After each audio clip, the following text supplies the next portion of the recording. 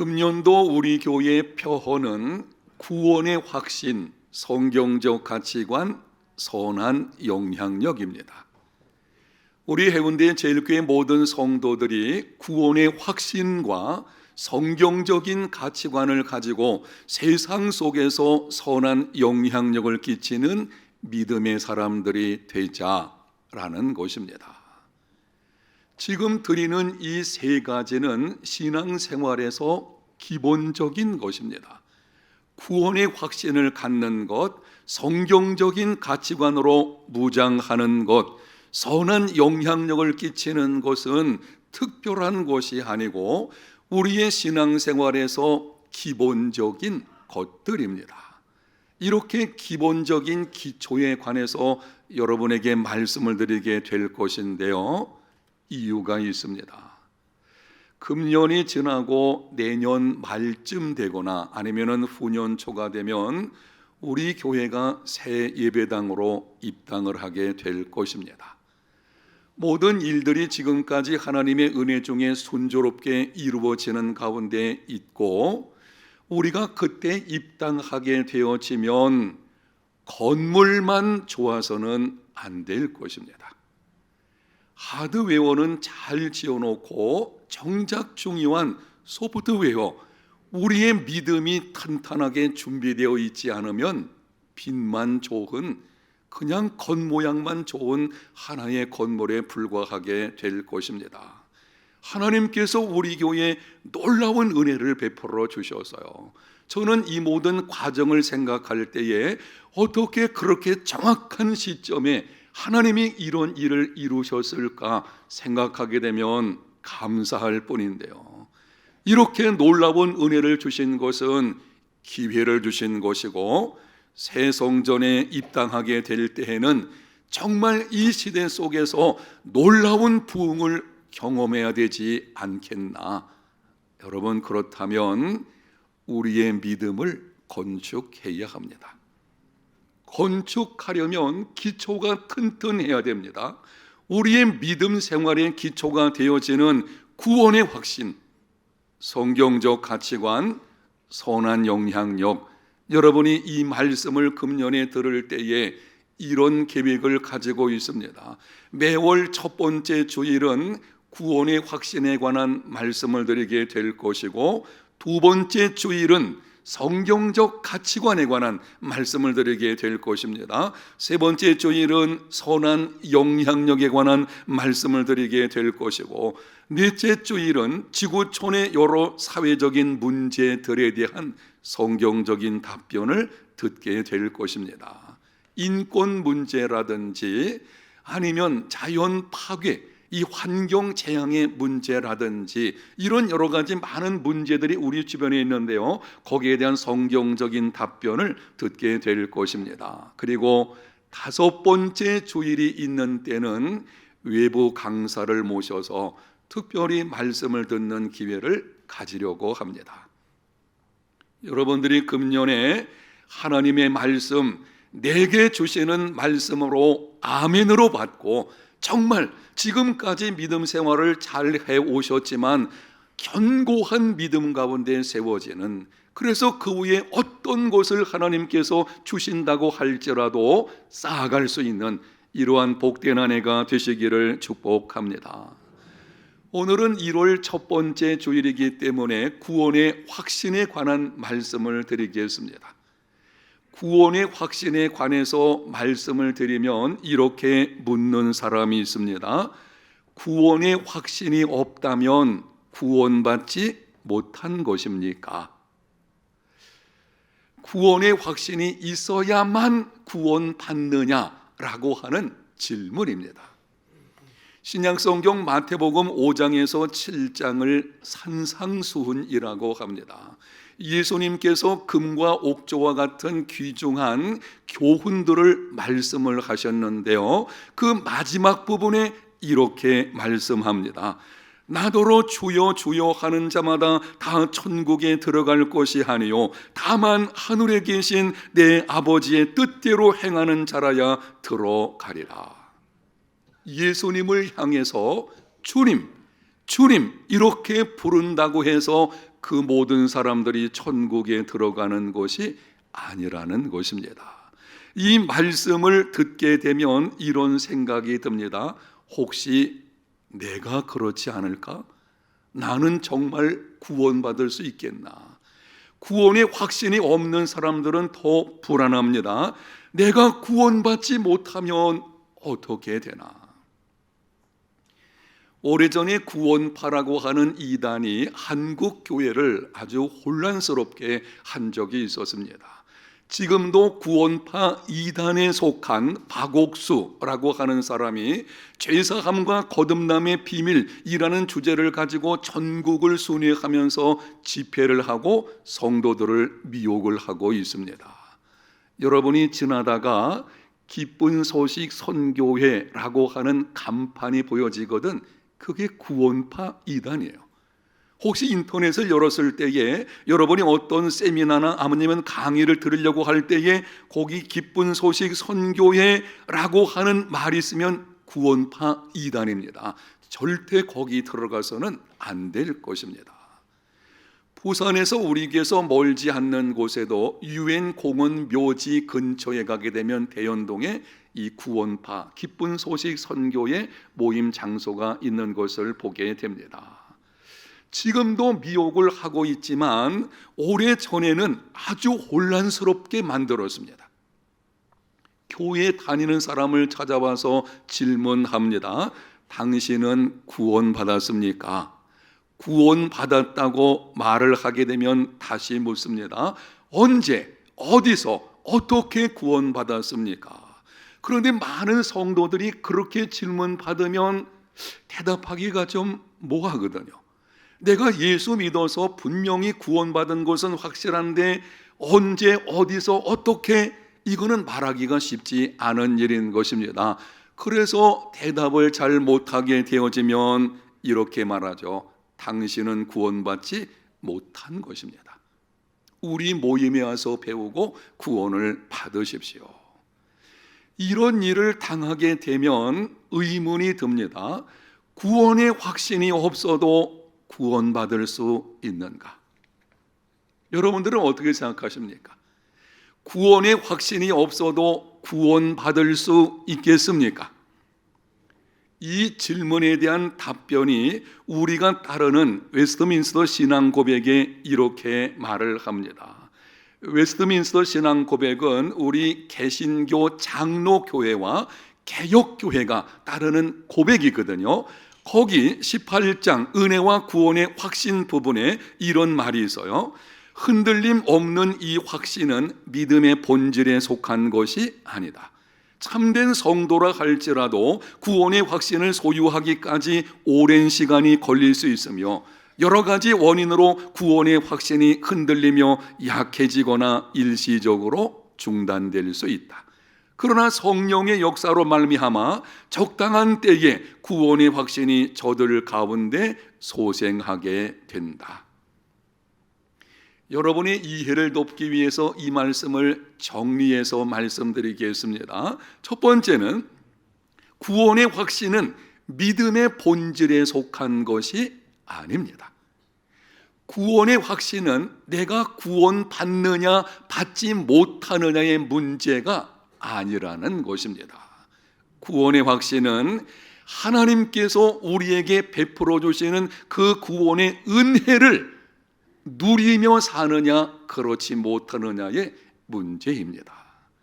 예수님을 향한 진실한 믿음을 가지고 있으면 구원의 확신이 없어도 구원받을 수 있습니다. 두 번째, 참된 신자라도 여러 원인으로 확신이 약해지거나 일시적으로 중단될 수 있습니다.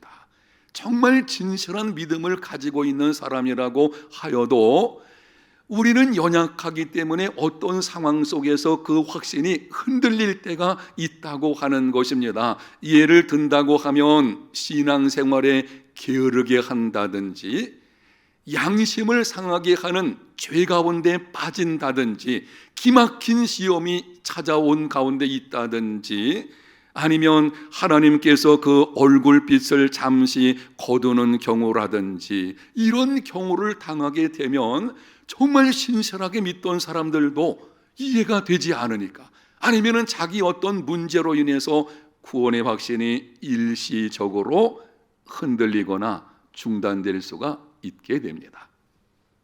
세 번째로, 참된 신자는 구원의 확신이 흔들려도 적당한 때가 되면 성령의 역사로 구원의 확신이 그들 가운데 소생하게 됩니다. 여기 적당한 때가 언제인지는 우리는 알지를 못합니다. 어떤 경우에는 죽음이 임박했을 때에 그때 확신이 드는 경우도 있는 것을 보게 됩니다. 평소에는 확신이 없는 삶을 살아가신 분이신데 임종이 되어가지고 가서 예배를 드릴 때 물어보게 되면 확신 가지고 말하는 경우 있죠. 예, 나는 예수님 믿고 천국 갈 것입니다. 아주 확신 있는.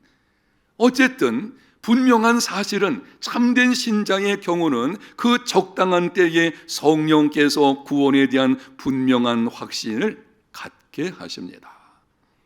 확인하면서 질문합니다. 구원의 확신이 없다면 구원받지 못한 것입니까? 대답 안 하시기로 작정하셨습니까? 예, 아니오로 대답해 보십시오. 확인, 분명히 우리가 알고 있어야 돼요. 구원의 확신이 없다면 구원받지 못한 것입니까? 아니오죠. 아니오죠. 예수님을 향한 진실한 믿음이 그 속에 있다면 확신이 없다고 할지라도 구원받을 수 있습니다. 여러분, 그렇다면 구원의 확신을 갖지 않아도 괜찮은 것입니까? 그렇지 않습니다. 이미 앞에서 말씀을 드리는 것처럼 구원의 확신은 믿음의 본질적인 문제는 아닙니다. 그러나 하나님께서 우리에게 베풀어 주신 구원, 그 구원의 엄청난 은혜와 축복들을 이 땅에서 누리는 삶이 되려고 하면 구원의 확신을 가져야 합니다. 하나님은 당신의 자녀들이 구원의 확신을 가지고 약속하신 복들을 누리며 살기를 원하십니다. 예수님께서도 이렇게 말씀을 하셨어요. 내가 온 것은 양으로 생명을 얻게 하고 더 풍성히 얻게 하려는 것이니라. 예수님을 믿는 순간 생명을 얻죠. 그런데 그것으로 끝나는 것이 아니라 더 풍성히 얻기를 원한다. 바로 예수님이 그것을 위해서 이 땅에 오신 것입니다. 그래서 예수 믿는 자들은 구원의 확신을 가져야 합니다. 지난해 8월에 한국개혁주의 설교연구원에서 30주년 기념 세미나를 가졌습니다. 그 세미나에서 미국 리폼드 신학교 조엘 비키 총장이 확신의 열매 4가지를 언급을 하게 되었는데요. 확신의 열매라고 하는 것은 구원의 확신을 가진 사람들이 얻게 되는 유익들 4가지입니다. 구원의 확신을 우리가 가졌을 때에 이 땅의 삶 속에서 누리게 되는 축복들이 무엇인지를 4가지로 말을 했습니다. 첫 번째는 확신은 시련을 변화시킨다. 우리는 고난을 당할 때에 그 이유가 무엇인지 모를 때가 많고 혼란과 불확실성에 둘러싸입니다. 우리에게는 답이 없기 때문에 낙심하고 절망하기도 합니다. 여러분, 그렇지 않던가요? 인생에 기막힌 일이 찾아오게 되면 이유를 알 수 없죠. 그래서 항변하죠. 하나님, 왜 나에게 이렇게 하시는 것입니까? 그리고 나에게는 해답이 없거든요. 고난에 대해서 우리가 무슨 정확한 해답을 줄 수가 있겠습니까? 그러다 보게 되면 흔들리는 경우가 있게 됩니다. 여러분, 그런데 구원의 확신을 가진 사람은 그럼에도 불구하고 하나님이 나를 사랑하신다는 것과 그 사랑은 어떠한 환난과 역경도 끊을 수 없다는 것을 알고 믿습니다.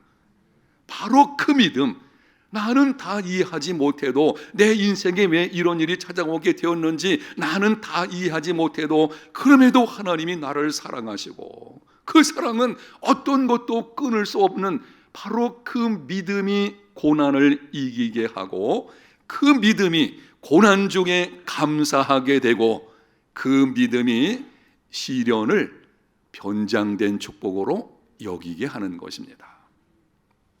두 번째는 확신은 만족을 만들어냅니다. 구약성경 하박국서를 보게 되면 당시 모든 상황이 무너져 내리고 있었습니다. 이해가 되지 않은 하박국이 하나님께 항변하기를, 하나님 어째서 이렇게 하시는 것입니까?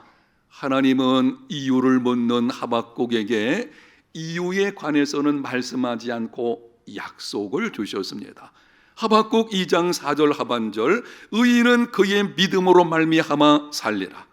하박국 2장 14절, 물이 바다를 덮음같이 여호와의 영광을 인정하는 것이 세상에 가득함이니라. 하박국 선자는 이 약속의 말씀을 붙잡았습니다. 지금은 절망의 상황이지만, 지금은 모든 것이 무너져 내리는 그런 상황이 있지만 분명히 약속하신 대로 장차 물이 바다를 덮음같이 하나님의 영광이 세상에 가득하게 될 것이다. 그 약속을 붙잡고 확신을 갖게 된 것입니다. 그때 그의 입에서 위대한 고백이 나오게 되었습니다. 하박국 3장 17절에서 18절입니다.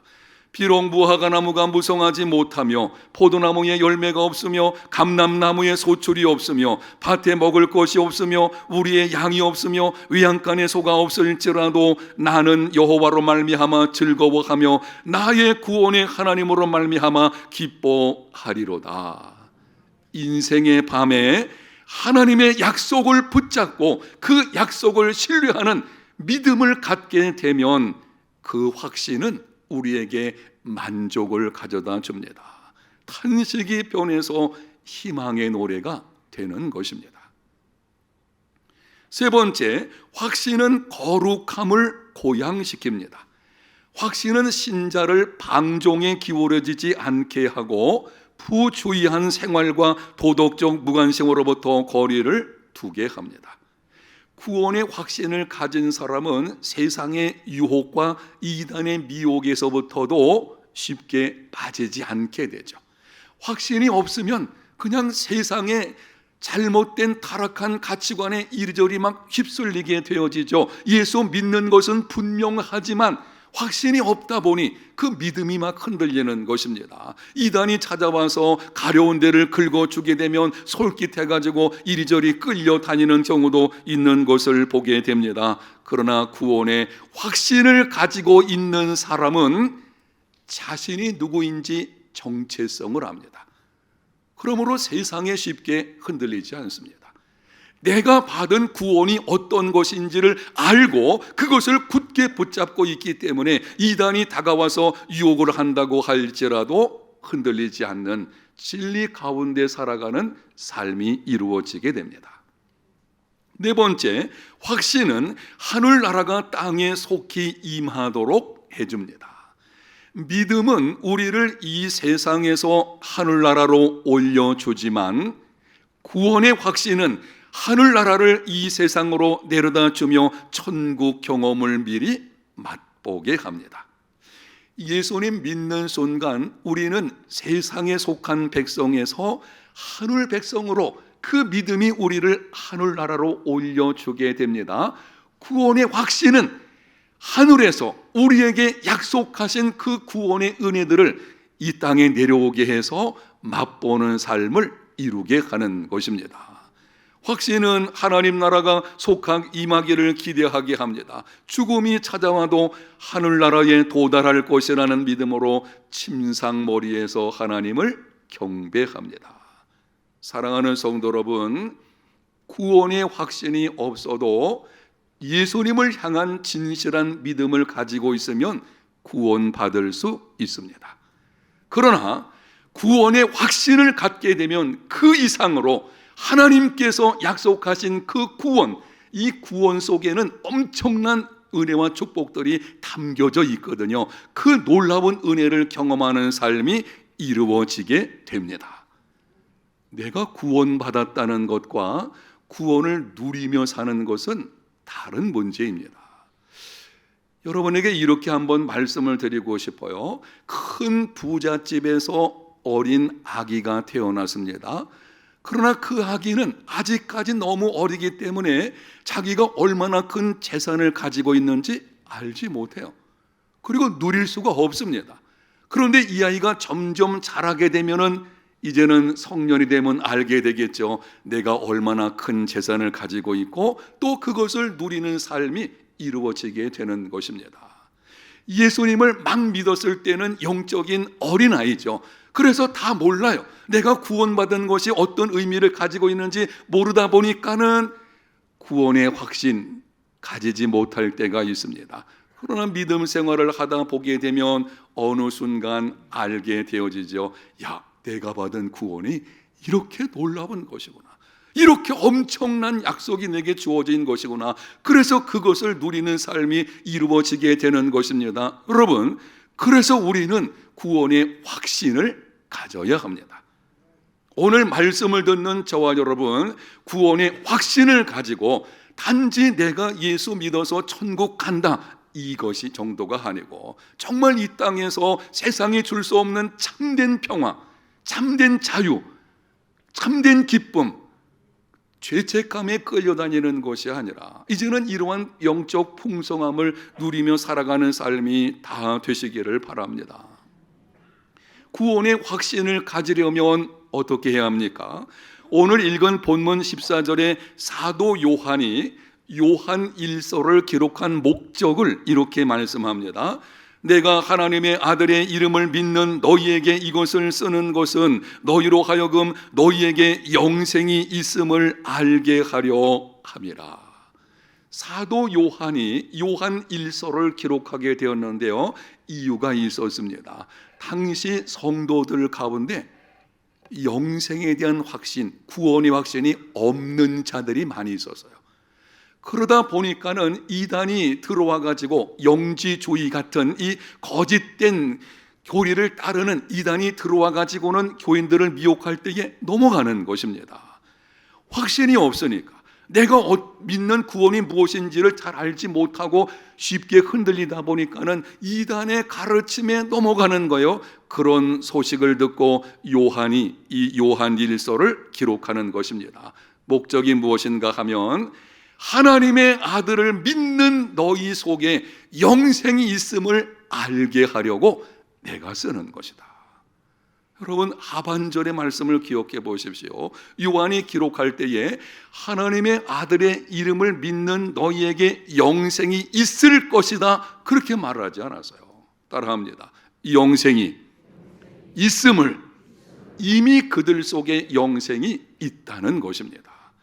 예수 믿는 사람, 예수 믿는 그 순간 영생은 시작된 것이고 그 안에 존재하고 있습니다.